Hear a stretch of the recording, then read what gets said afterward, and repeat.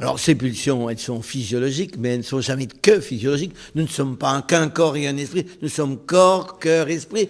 Et donc, même si ma pulsion va être peut-être au début soulevée par ma partie physiologique, par mes hormones par exemple, mais en même temps elle est colorée aussitôt par de l'affectif.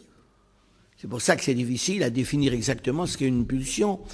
C'est vrai qu'elle part du physiologique en moi, de mon taux hormonal par exemple, mais qu'elle dépend aussi de tout mon environnement psychologique qui a fait ma vie.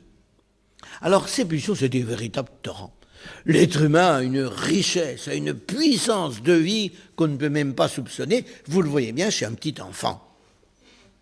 Or, ces pulsions, donc, qu'il va falloir maîtriser, puisqu'elles sont puissantes. Or, ces pulsions, en plus, j'allais dire, sont des torrents qui reçoivent des affluents. C'est-à-dire que toutes les circonstances de la vie vont faire que certaines pulsions vont devenir très puissantes, vont devenir ce qu'on appelle des compulsions, c'est-à-dire des pulsions difficilement maîtrisables. Alors qu'est-ce qui dans notre vie passée, et je vous invite à regarder un peu toute votre vie passée, peut expliquer que vous avez en vous des pulsions très difficiles à maîtriser, que certains parmi vous ont des pulsions vraiment dures à maîtriser, qu'il faut le reconnaître. Alors par exemple, les humiliations qu'on a pu avoir dans sa petite enfance, qui font que on peut avoir un rejet de la sexualité, au contraire, une insatiabilité par rapport à la sexualité. On a manqué de tendresse. Eh bien, ça va augmenter chez nous la pulsion sexuelle tout court. Pourquoi ? Parce que vous avez pu remarquer que dans les familles où les enfants sont relativement très aimés, vivent une bonne vie de famille, ils vont aller beaucoup moins vite que les autres à la rencontre sexuelle. Parce que justement, ils ont de la tendresse qui leur permet de faire patienter la pulsion sexuelle proprement dite. On le voit bien dans les centres de handicapés. Vous savez qu'actuellement, dans les centres de handicapés, certains se disent, il n'y a pas de problème, il faut que ces pauvres jeunes puissent se soulager physiologiquement. On leur fournit parfois des prostituées. Mais après, le jeune, il en manque de tendresse, il est frustré terriblement au niveau de la tendresse. Il croyait avoir une relation, puis il n'a rien. Alors que, par exemple, dans les maisons comme l'Arche de Jean Vanier, où on entoure les jeunes infiniment de tendresse, de convivialité, d'amitié, le désir sexuel qui existe est infiniment plus facilement mesurable. Et vous voyez comment la pulsion peut être en quelque sorte accélérée par l'environnement.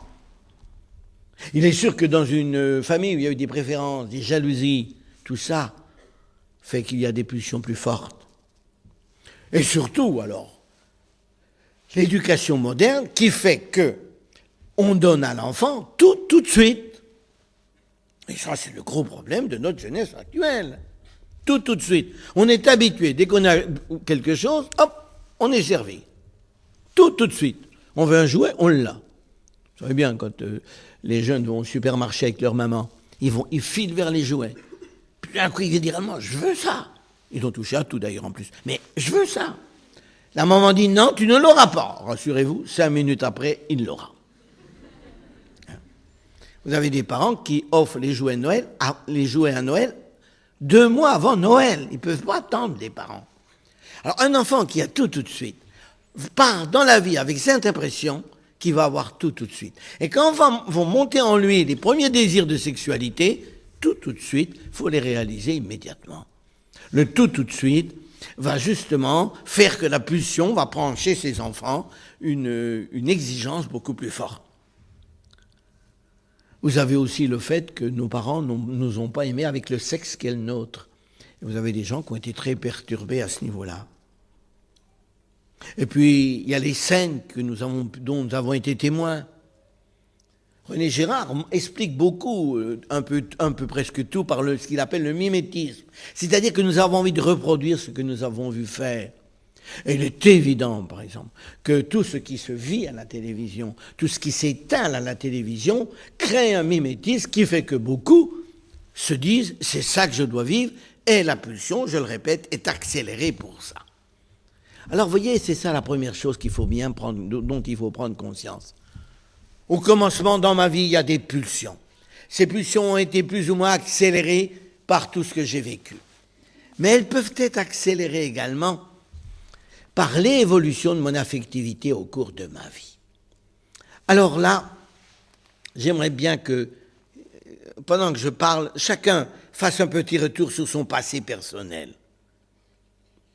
La première fois que vous avez appris à aimer, la première fois que vous avez vraiment ressenti l'amour, c'était l'amour pour votre maman. La première personne qu'on aime, c'est sa maman. Et on l'aime d'un amour fusionnel. Ma maman à moi, c'est pas à toi, c'est à moi. On est unique pour sa maman, elle est unique pour nous. Puis en plus, elle a toutes les qualités du monde. Ma maman, c'est la plus belle du monde. Ça ne dure pas, mais il y a un moment, c'est la plus belle du monde. Ça, c'est le fusionnel. C'est-à-dire que la première fois que c'est mis dans notre tête un logiciel, le premier logiciel d'amour, c'est un amour fusionnel. Et ça va nous suivre toute notre vie. Que nous allons être arrachés à l'amour de maman. Nous allons garder quand même dans notre idée, dans notre espérance, cette idée qu'un jour nous pourrons rencontrer quelqu'un avec qui nous allons fusionner.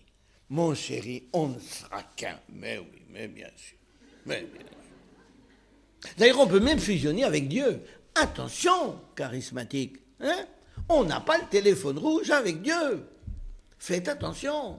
Il peut y avoir un moment donné où on recherche à fusionner avec l'époux. C'est pour plus tard. Faites attention. Mais vous voyez comment, déjà dans notre affectivité, on est marqué par un passé. Puis ensuite, alors si je prenais ça, moi j'aime bien les escaliers, vous savez bien. Donc premièrement, c'est la fusion. Puis après, c'est la séparation. On s'aperçoit que notre maman, eh bien, on ne l'a pas pour toujours, figurez-vous. Il faut la partager avec son père, notamment, qui nous la pique tous les soirs.